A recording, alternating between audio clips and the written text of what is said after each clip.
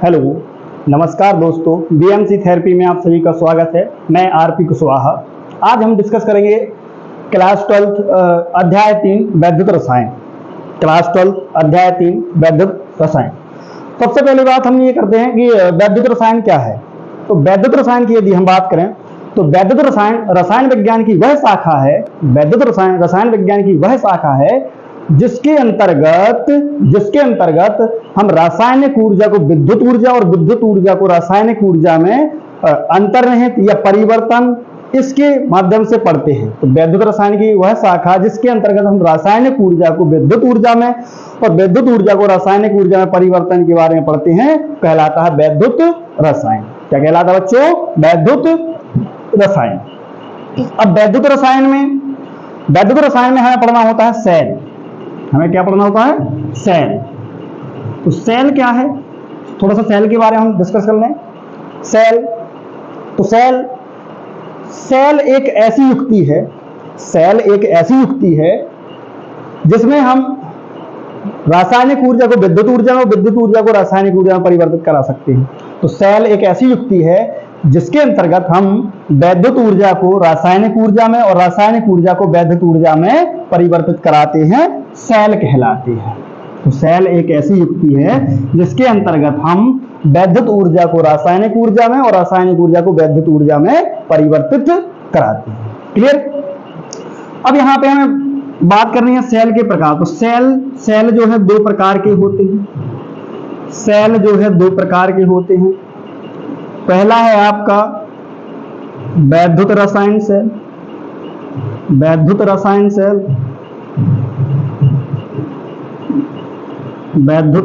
Cell.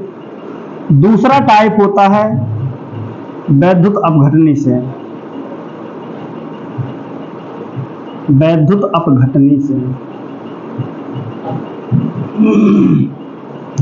रासायनिक cell और वैद्युत अपघटनी सेल। पहले टाइप की यदि हम बात करें तो वैद्युत रासायनिक सेल।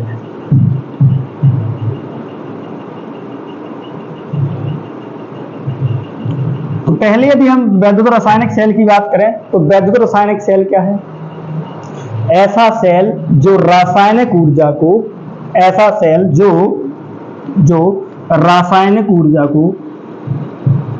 रासायनिक ऊर्जा को विद्युत ऊर्जा में बदलता है। वैद्युत रासायनिक सेल कहलाता है। वैद्युत अपघटनी सेल ये विद्युत ऊर्जा को ये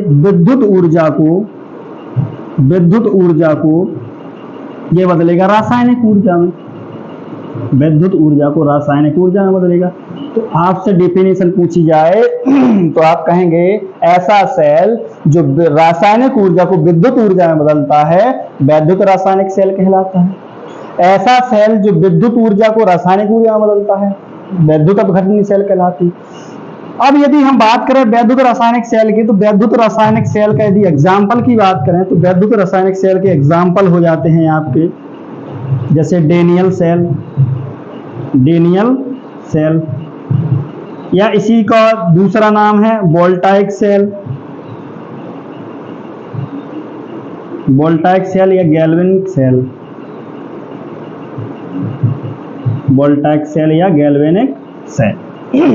तो आज मोस्टली हमारा जो टॉपिक है वो है डेनियल सेल पर।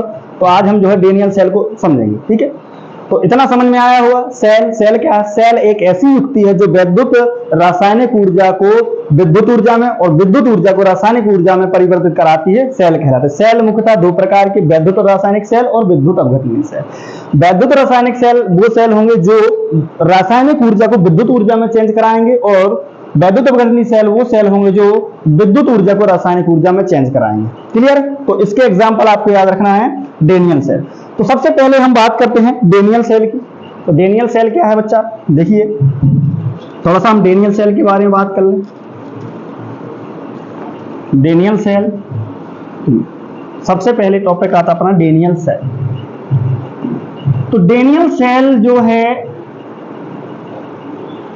एक वैज्ञानिक के नाम पर दिया गया है जिनका नाम था JF डेनियल। क्या नाम था? JF Daniel. डेनियल सेल एक वैज्ञानिक के नाम पर दिया गया है जिनका नाम था JF डेनियल। तो इन्होंने सेल का इन्वेंशन किया था। इन्होंने अपने सेल के अपने नाम के ऊपर सेल का नाम रखा, मतलब अपने नाम से सेल का नाम दिया। क्लियर है? तो हम समझते हैं डेनियल सेल क्या है। तो ये मुख्यतः क्या करेगा, ये रासायनिक ऊर्जा को विद्युत ऊर्जा में चेंज कराएगा। रासायनिक ऊर्जा को विद्युत ऊर्जा में चेंज कराएगा कौन? Daniell cell. तो सबसे पहले हम डेनियल सेल की जो है चित्र की बात कर लें तो इसका डायग्राम कुछ इस तरीके से बनेगा।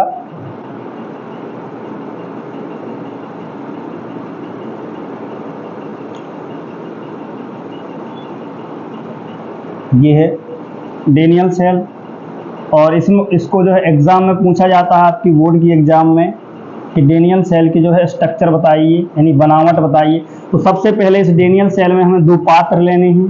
कितने पात्र बेटा? 2 पात्र लेने हैं और दोनों पात्र में एक एक इलेक्ट्रोड डाल देना है। दोनों पात्रों में एक एक इलेक्ट्रोड लगा देना है।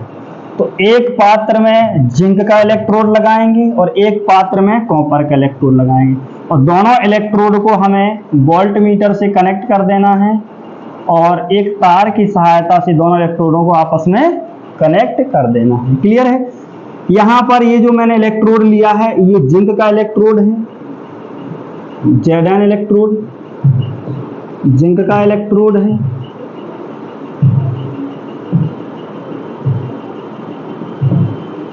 और यहाँ पे जनरली जो मैंने लिया है वो कॉपर का इलेक्ट्रोड है। किसका? कॉपर का इलेक्ट्रोड है। ये कॉपर का इलेक्ट्रोड है। क्लियर? अब जिस पात्र में मैंने जो है जिस पात्र में जिंक का इलेक्ट्रोड भरा है डाला है तो उस पात्र में हमें जो है ZnSO4 यानी जिंक सल्फेट का जो है सॉल्यूशन इसमें भरा देना है। क्या भर देना है? जिंक सल्फेट का सॉल्यूशन इसमें भर देते हैं। क्लियर है? तो ये मैंने जो है ये भर दिया जिंक सल्फेट का सॉल्यूशन, ZnSO4 का विलयन भर दिया। इसमें ZnSO4 का विलयन भर देते हैं और इसमें जनरली जो हमने यहाँ पे लिया है तो इसमें भर देना हमें कॉपर सल्फेट का विलयन। भाई कॉपर जिस पात्र में कॉपर का इलेक्ट्रोड डाला है उसमें हम भर देंगे कॉपर सल्फेट का विलयन। क्लियर है? इसमें हमने भर दिया है CuSO4 यानी कॉपर सल्फेट का विलयन, कॉपर सल्फेट का विलयन। क्लियर है? इतना क्लियर है। इसके बाद हमें जो है इन दोनों पात्रों को एक कांच की नली लेना है जिसको हम कहते हैं लवण सेतु, जो U आकार की होती है। तो इस लवण सेतु के माध्यम से दोनों पात्रों को संपर्कित करा देना है। क्या करा देना है? संपर्कित करा देना है। और इसको जो है लवण सेतु में कुछ वैद्युत अपघट्ट भरेंगे जिनका नाम होता है KCl ले सकते हैं। तो यहाँ पर जो है हमने इसको बोला लवण सेतु। ये क्या है? लवण सेतु है। इसमें कुछ वैद्युत अपघट्ट भरे हैं KCl और KCl को जो है अगार में जो है एक पेस्ट बना करके इसके पेस्ट के रूप में भरा जाता है। क्या बेटा जी? एगार क्या है? एक समुद्री शैवाल है। एगार के साथ इसको जो है एक पेस्ट के रूप में भरा जाता है। ये यहाँ पे हमारा ये कंप्लीट हुआ जो है डेनियल सेल का डायग्राम। तो एग्जाम में आएगा इस तरीके से आपको डायग्राम बनाना पड़ेगा। अब इसके बाद बात आती है यहाँ पे इसकी बनावट या संरचना। तो बनावट में बेटा जी आप क्या लिखोगे? बनावट में आप लिखेंगे सबसे पहले 2 पात्र लेते हैं। सबसे पहले 2 पात्रों को लेना है। एक पात्र में जिंक का इलेक्ट्रोड डाल देना है, दूसरे पात्र में कॉपर का इलेक्ट्रोड डाल देना है। दोनों इलेक्ट्रोडों को एक तार से जो है वोल्टमीटर के माध्यम से दोनों को संपर्कित करा देना है, जोड़ देना है।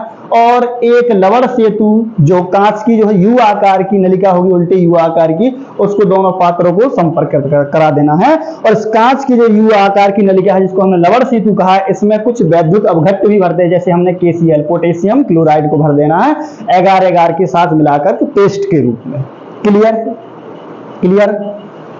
ये बनावट संरचना, तो इस प्रकार से आपको बनावट और संरचना लिखना है। फिर यहां पर जो है जो जिंक धातु है ये जो है एनोड के जैसे काम करेगी। कैसे काम करेगी? एनोड के जैसे। ये एनोड के जैसे बिहेव करेगी और ये कैथोड के जैसे बिहेव करेगी। एनोड के जैसे और ये कैथोड के जैसे। अब यहां से आपके मन में क्वेश्चन आ रहा होगा, सर हम कैसे पता करेंगे कौन एनोड है कौन कैथोड है? तो उसके लिए बेटा जी हमें अध्ययन करना होता है, उसके लिए हमें अध्ययन करना होता है वैद्युत सक्रियता श्रेणी। वैद्युत सक्रियता श्रेणी, तो वैद्युत सक्रियता श्रेणी में जो है आप यदि वैद्युत सक्रियता श्रेणी के ऊपर जो वीडियो चाहते हैं तो मुझे कमेंट बॉक्स में नीचे कमेंट करके बताएं और जल्दी से जल्दी मैं उसकी भी आपको जो है वीडियो अवेलेबल करा दूंगा। तो उसमें वैद्युत सक्रियता श्रेणी में आपको ये देखना कि जो धातु ऊपर आएगी, जो सक्रियता श्रेणी से ऊपर होगी, उसको हम जो है एनोड के जैसे, वो एनोड के जैसे इस्तेमाल करेंगे। वो जो नीचे आएगी उसके नीचे, तो उसको कैथोड के जैसे। मतलब जिसकी ज्यादा क्रियाशीलता होगी तो वो एनोड के जैसे काम करेगा और जिसकी कम क्रियाशीलता होगी तो वो कैथोड के जैसे काम करेगा। क्लियर है? फिर इसके बाद पूछता है इसकी वर्किंग। तो एनोड पर क्या हो रहा है, कैथोड पर क्या हो रहा है, तो देखिएगा एनोड और कैथोड पर क्या प्रोसेस होती है, क्या चेंजेस होता है। तो एनोड पर ये प्रथम, तो यहां पर जो प्रथम अर्ध अभिक्रिया होगी, प्रथम अर्ध अभिक्रिया, प्रथम अर्ध अभिक्रिया, तो यहां पर कैथोड पर क्या हुआ, चूंकि जिंक कॉपर से ज्यादा रिएक्टिव है इसलिए जिंक इलेक्ट्रॉनों को निकालेगा और कॉपर इन इलेक्ट्रॉनों को ग्रहण करके धात्विक रूप में ये बनाएगा। कैसे? मतलब हम कह सकते हैं जिंक पर, यहां पर एनोड पर ऑक्सीकरण हो रहा है और कैथोड पर रिडक्शन होता है, नहीं अपचयन होता है। कैसे? देखिए, तो यहां पर जिंक ज्यादा रिएक्टिव होता है इसलिए अपने इलेक्ट्रॉन खोकर Zn+2 यानी जिंक आयन बना लेगा और कितने 2 इलेक्ट्रॉन खो देगा। क्लियर है? तो ये एनोड पर हो रही है। अब कैथोड पर क्या हो रही होगी, तो कैथोड पर द्वितीय अर्ध अभिक्रिया। ये आपको बेटा जी लिखना पड़ेगा, ये आपको जो है एग्जाम में लिखना पड़ेगा। द्वितीय अर्ध अभिक्रिया उससे पूछा जाता है, द्वितीय अर्ध अभिक्रिया। तो यहां पर द्वितीय अर्ध अभिक्रिया क्या होगी, कॉपर है, कॉपर इलेक्ट्रॉन कितने 2 इलेक्ट्रॉन लेकर, 2 इलेक्ट्रॉन लेकर ये बना लेगा कॉपर, 2 इलेक्ट्रॉन लेकर बना लेगा कॉपर। इसके बाद यदि हम देखें तो ये तो एनोड पर ये अभिक्रिया हो रही है कि जिंक जो है 2 इलेक्ट्रॉन खोकर जिंक आयन बना रहा है और कैथोड पर क्या हो रही है, कॉपर जो है 2 इलेक्ट्रॉन ग्रहण करके कॉपर बना रहा है। क्लियर? इसके बाद यदि हम पूरी बात करें तो पूरे सेल में रिएक्शन क्या हो रही है, मतलब कुल अभिक्रिया या नेट सेल रिएक्शन, कुल अभिक्रिया। तो कुल अभिक्रिया बेटा क्या हो रही होगी, देखिएगा। तो कुल अभिक्रिया यहां से 2 इलेक्ट्रॉन से 2 इलेक्ट्रॉन कट कर देंगे हम, यहां पे क्या है Zn है, जिंक, क्या बचा कॉपर। इसके बाद क्या बन रहा है, जिंक जो है बना ले रहा है Zn+2 और कॉपर जो है अपने धात्विक रूप में जा रहा है। क्लियर? तो ये जो है इस प्रकार से पूरे संपूर्ण सेल में जो है ये नेट सेल रिएक्शन हो रही है। क्लियर है? संपूर्ण सेल में नेट सेल रिएक्शन हो रही है। तो प्रथम अर्ध अभिक्रिया पूछे आपको इस तरीके से लिखना पड़ेगा। अच्छा, ये प्रथम अर्ध अभिक्रिया कहां पर हो रही है, होती है एनोड पर। कहां पर होती है बेटा, एनोड पर। मतलब यहां पर इसका क्या हो रहा है, इसका क्या हो रहा है, ऑक्सीकरण हो रहा है। क्या हो रहा है, जिंक का ऑक्सीकरण। तो एनोड पर आपको याद रखना है, एनोड पर हमेशा ऑक्सीकरण अभिक्रिया होती है। कौन सी अभिक्रिया होती है, ऑक्सीकरण, ऑक्सीकरण। और ये अभिक्रिया कहां हो रही है, हो रही है कैथोड पर। ये अभिक्रिया हो रही है कैथोड पर, कैथोड पर। तो कैथोड पर हमेशा क्या होगा, अपचयन होगा। क्या होगा, अपचयन होगा। क्लियर है? ठीक। तो ये थी बनावट और अर्ध अभिक्रिया। तो बनावट में आपको पूछेगा, बनावट में आपको बता देना है इसमें जो 2 पात्र लेते हैं, दोनों में एक एक जो है धातुओं का जो है इलेक्ट्रोड बता डालते हैं। जिसमें पहले पात्र में हमने जिंक का इलेक्ट्रोड डाला है, दूसरे पात्र में कॉपर का इलेक्ट्रोड। जिसमें जिंक का इलेक्ट्रोड डालते उसमें जिंक सल्फेट का विलयन भरना होता है। दोनों इलेक्ट्रोडों को हमको तार से संपर्कित करा देना होता है। और एक जो है उल्टे यू आकार की नली, कांच की नली लेते हैं जिसको हम लवण सेतु कहते हैं। लवण सेतु को दोनों माध्यम में संपर्कित करा देते हैं। इतनी आपको बनावट होगी। इसके बाद आपसे पूछा जाएगा कि डेनियल सेल का निरूपण। क्लियर है? इसके बाद पूछा जाएगा डेनियल सेल का निरूपण। तो डेनियल सेल का निरूपण कैसे करते हैं देखिएगा, डेनियल सेल का निरूपण ये एग्जाम में पूछा जाएगा, डेनियल सेल का निरूपण। तो निरूपण आप कैसे करेंगे बेटा? तो निरूपण देखिए, एनोड पर क्या हो रहा था, जिंक धातु जो है इलेक्ट्रॉन खोकर आयन बना रही थी, फिर इसके बाद लवण सेतु, इसके बाद कॉपर धातु इलेक्ट्रॉन लेकर क्या बना रही थी, कॉपर। ठीक है, तो इस प्रकार से जो है इसका कराएंगे हम निरूपण। क्लियर है? इस प्रकार से इसका कराएंगे निरूपण। फिर इसके बाद पूछा जाता है कि डेनियल सेल द्वारा किया गया कार्य, डेनियल सेल द्वारा किया गया कार्य। तो डेनियल सेल द्वारा किया गया कार्य आप कैसे निकालेंगे? तो डेनियल सेल द्वारा किया गया कार्य होता है डेल जी नॉट बराबर minus N F E naught cell. इस तरीके से ये फॉर्मूला रख करके आपको जो है डेनियल सेल द्वारा किया गया कार्य, या इसी को हम कहते हैं गिब्स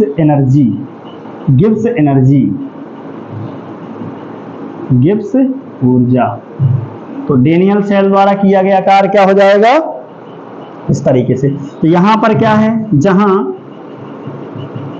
डेल जी नोट क्या है, तो डेल जी नोट है मानक मुक्त ऊर्जा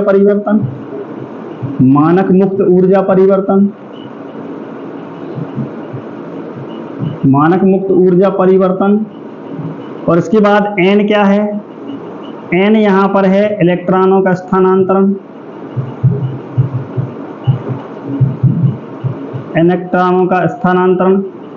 एफ यहां पर है फैराडे नियतांक,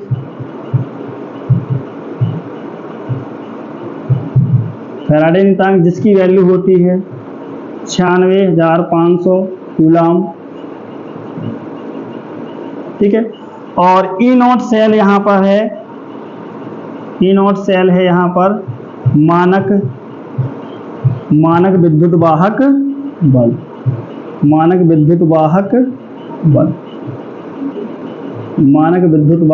बल। क्लियर है? तो इस फॉर्मूला का उपयोग करके हम निकाल लेंगे डेनियल सेल का किया गया कार्य, डेनियल सेल द्वारा किया गया कार्य। क्लियर है? तो इसको नोट करो फटाक से। इसके बाद अब बात ये आती है कि ई नॉट सेल क्या है, ये ई नॉट सेल। तो ई नॉट सेल का वैल्यू आप कैसे निकालेंगे? तो देखिएगा जरा, ई नॉट सेल का वैल्यू निकालने के लिए आपको एक धातुओं के जहां पर एनोड कैथोड पर जो है रिडक्शन और अपचयन और ऑक्सीडेशन हो रहा है, वहां पर आपको एसआरपी दिया होगा। तो आप इसको इस तरीके से इस तरीके से आप इसको कैलकुलेट कर सकते हो। ई नॉट सेल बराबर E oxidation plus E naught cell reduction. तो इस तरीके से आप जो है इस फॉर्मूले का इस्तेमाल करके निकाल सकते हो। तो ऑक्सीडेशन कहां पर हो रहा है, एनोड पर हो रहा है, और कैथोड पर क्या हो रहा है, रिडक्शन। या फिर आप एक से जो है और यूज कर सकते हो ई नॉट सेल की E naught cathode minus E naught anode. ऐसे एग्जाम्पल का आप जो है यूज करके निकाल सकते हैं। क्लियर? तो इस तरीके से जो है हम ई नॉट सेल की वैल्यू कैलकुलेट कर सकते हैं। तो आई होप कि डेनियल सेल समझ में आया होगा। अब इसके बाद इस पर क्वेश्चन कैसे पूछे जाते हैं, किस तरीके से न्यूमेरिकल सॉल्व करना है, तो इसको हम अभी देखेंगे। क्लियर? नोट कीजिए इसको।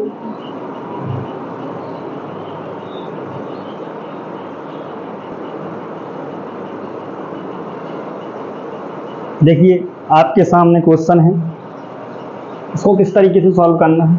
यहाँ पे क्वेश्चन दे रखा है कि डेनियल सेल के लिए मानक इलेक्ट्रोड विभव 1.1 वोल्ट है, निम्न अभिक्रिया के लिए मानक गिब्स ऊर्जा का परिकलन कीजिए। याद रखिए, मानक गिब्स ऊर्जा या मानक ऊर्जा परिवर्तन एक ही बात है, या फिर डेनियल सेल के द्वारा किया गया कार्य एक ही बात है।